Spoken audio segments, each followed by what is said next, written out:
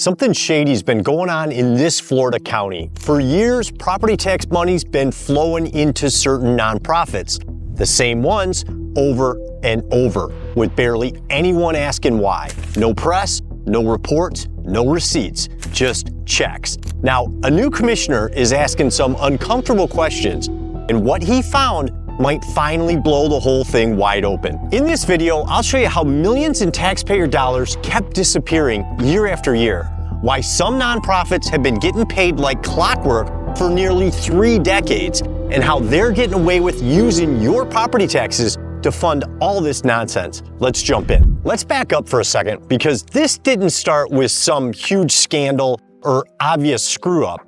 It started like a lot of bad government ideas, slowly, quietly, and with good intentions. Years ago, Hillsborough County, which is the city that Tampa's in, started giving money to local nonprofits. Nothing wild, just some support here and there to help groups doing charity work. But then the years went by and the checks kept going out. Same groups, same payments, no real questions or accountability. It all started picking up steam around 2016. That's when the number of nonprofits getting reoccurring county funding really started to climb. Between 2016 and 2020, the list grew by 17. Not nothing, but still manageable. Then things exploded. From 2021 to 2025, the county added 70 more nonprofits to the funding list. That's not growth, that's a flood. By 2023, the county was spending $20.6 million a year on nonprofits, and most people had no idea. Then, by 2025, the total dropped to $15.4 million. But that's still a huge number. And here's what nobody's talking about. More than 100 legacy nonprofits are still getting reoccurring funding. They're locked in. No competition, no public review. Some have been getting taxpayer money for almost 30 years with zero transparency and no performance requirements. Hillsborough County Commissioner Joshua Wolstall summed it up perfectly. Nonprofits gone wild. And he's not wrong, because there was no real system and no audits, just a growing list and a shrinking budget. So now, with spending still at $15 million a year, the county's finally asking, what exactly are we paying for? This is where things start making a whole lot more sense. I actually made a video on this not too long ago. Commissioner Joshua Wolstall basically blew the whistle on what might be one of the most shady setups in Hillsborough County government. And yeah, it's all tied to the same nonprofit mess. Back in August 2023, Wolstall pushed for more transparency after a bombshell report revealed that $225 million had already been handed out to nonprofits. No competition, no public vote, no application system. Just commissioners personally picking their favorites and slipping it into the budget. A county spokesperson even admitted it. Commissioners just tell staff which organizations they want to fund and boom, approved. And here's the part that should really tick you off. Most of that money is coming straight from property taxes. That's right, while you're out here paying thousands a year just to live in your home, that money's being funneled to nonprofits, many of which were picked by politicians with no oversight at all. Wolstall says some of those nonprofits are actually run by elected officials, or at least closely tied to them. So it's not just shady, it's potentially criminal. He tried to stop it with a proposal that would ban politicians from awarding public funds to groups they're involved in. Sounds like a great idea, right? But guess what happened? The commission shut it down. That proposal failed in a 3-4 vote on September 11th, 2024, with 4 commissioners voting against it, including Gwen Myers, Pat Kemp, Harry Cohen, and Ken Hagan. Why? Maybe it was because, as Wolstall pointed out in the meeting, some of these people are setting up trust funds for themselves. They start a nonprofit, hand it money while they're in office, then retire and come back to run it, cashing in on the same tax dollars they approved. He said it was inappropriate and borderline criminal. Now, another Hillsborough commissioner, Chris Bowles, looked at this whole nonprofit funding circus and basically said, yeah, we're done here. His plan is simple. No more automatic reoccurring checks to the same organizations year after year. He wants to phase all that out slowly over 3 years and replace it with a one-time funding model. You apply, maybe you get a check, and that's it. No more handouts on autopilot. If you want county money next year, apply again. Prove you're worth it. Am I the only person that this makes sense to? Why didn't they do this from the beginning? Anyway, here's where it gets interesting. Bowles isn't just pulling the plug, he wants to flip the entire system. He's pushing for performance metrics, like real accountability, stuff normal people deal with at a regular job. Are you actually doing what you promised? Are people in the community better off because of your work? Can you show us something other than a nice website and a mission statement? And he's not alone. The county already voted back in 2024 to stop reoccurring payments for new nonprofits. But, and this is the part that drives me nuts, they let the old ones keep their funding. That's the loophole. Legacy nonprofits got grandfathered in. So while new applicants got to prove their worth, the older ones keep getting paid just because they've always been paid. That's what Bowles is trying to kill. The idea that once you're on the list, you never have to prove anything again. He wants to shut that door for good and only keep reoccurring funding for essential services, stuff the county literally can't run without, like the Crisis Center of Tampa or the Museum of Science and Industry. Everything else, time to compete like the rest of us. Because right now, there's no real system to check if your tax dollars are being used well. Commissioner Gwen Myers says she monitors the group she picks, but that's just her word. There's no audit, no report, no standardized countywide review. Just blind trust and a whole lot of money. Bowles wants that to end. And honestly, it's about frickin' time. And if you're wondering why this cleanup is happening right now, there's a bigger picture here.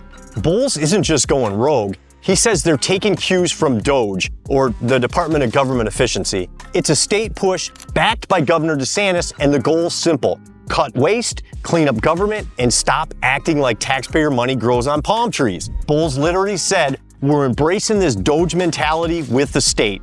So it's part of a statewide movement to rein in spending that's been on autopilot for decades. And it's not just talk. In April, the county actually voted to create a spending audit committee. That's right, after all these years of blindly handing out millions, someone finally said, hey, maybe we should double check the receipts. That committee's job? Dig through the budget and find out where the money's really going, especially when it comes to nonprofits. Also, let's talk priorities, because this part actually makes sense. While the county was cutting nonprofit funding from $20.6 million in 2023 down to $15.4 million in 2025, public safety spending was going the other way. It jumped from $817 million to $943 million. That's a $126 million increase. And honestly, that's a good thing. More money for cops, firefighters, EMS, that's the stuff people actually want their taxes paying for. So while some nonprofits are getting squeezed, essential services are getting stronger. That's not just a shift in spending, that's the county finally putting money where it matters. And don't forget, every single dollar going to these nonprofits comes from your property taxes. And now there's a huge movement in Florida to end property taxes altogether. But guess who's freaking out about it? Politicians. They're all running around saying, how are we going to fund schools, police, and fire without property taxes? Well, maybe start by looking at how you've been spending it. Because this isn't a revenue problem, it's a spending problem. And if DOGE Florida actually gets to pull back the curtain, oh man, I can't wait to see what they find. All right, here's my take on this whole mess. First off, I don't live in Hillsborough County, so if people over there are totally cool with their property tax money funding this nonsense, then hey, carry on. But I got a pretty strong feeling that's not what most people voted for. And honestly, I'm even more concerned because I know this isn't just a Hillsborough County problem. This is probably happening in every county in Florida.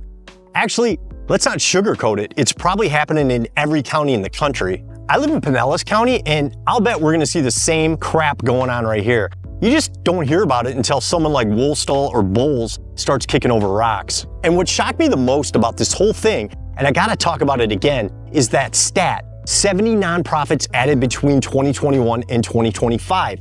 70. That's not normal. And it just so happens that's the same time frame Commissioner Gwen Myers came into the office.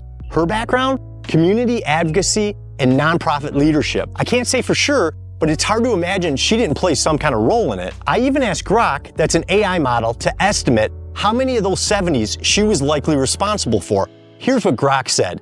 Given her background, the timing of the spike, and her explicit acknowledgement of adding nonprofits, it's reasonable to estimate Myers was responsible for 25 to 35 of the 70 nonprofits. That's nearly half. And here's the crazy part. There's no official centralized list anywhere that tells you who's adding them. So here's what needs to happen. Every time a nonprofit gets added to the county budget, it should go on a public website in a centralized location. Show us who added it, how much they're getting, and what their one-year measurable goal is. Simple stuff. It's not complicated. And it's just accountability. And that's the kind of system voters actually want. It shouldn't just be the feds getting audited. We need to bring that same energy to cities and counties too. No more slush funds, no more backroom deals. Put it online. Every dollar, every name, every goal. That's why I'm starting a new slogan, MATA, Make America Transparent Again. We need it. And let's not be naive. If a commissioner has the power to personally hand out $500,000 in taxpayer money, you better believe there are nonprofits out there doing whatever they can to get picked. Lobbying, schmoozing, maybe even slipping a few perks their way. Free tickets, fancy dinners, who knows? It's politics. That whole setup deserves a closer look because I bet there's some shady shit going on behind the scenes. And the worst part, nobody said a word for decades. That's the real scandal. Props to Commissioners Bowles and Wostel. They're actually trying to clean this mess up in their county. The rest of Florida better get on board fast because thanks to Governor DeSantis, Florida Doge is now auditing the books of all counties and cities that volunteer. And I got a feeling, once they start digging, we're gonna find out where a whole lot of your tax money really went, and it won't be pretty. Looking at the books and seeing how politicians spend our money shouldn't be some Democrat versus Republican thing. This isn't about red versus blue, it's about green. It's your money, my money, all of ours. And if they're wasting it, hiding it, or handing it out to their buddies, we got a right to know. So the next time you vote for county commissioner, don't just go with the name you heard before. Ask the real question. Are they going to support the MATA movement? Are they going to make America transparent again? Because that's what we need. Don't let them keep running the same game. Let's pull back the curtain, demand receipts, and vote for the people who are actually willing to show you where the money's going. And counties aren't the only thing in Florida that's out of control. Click here to learn why this city fined an elderly couple nearly $400,000. This couple's in their 80s and they followed all the rules, fixed their home, and still got slapped with a 6-figure fine. This should be illegal. Click here and I'll see you there.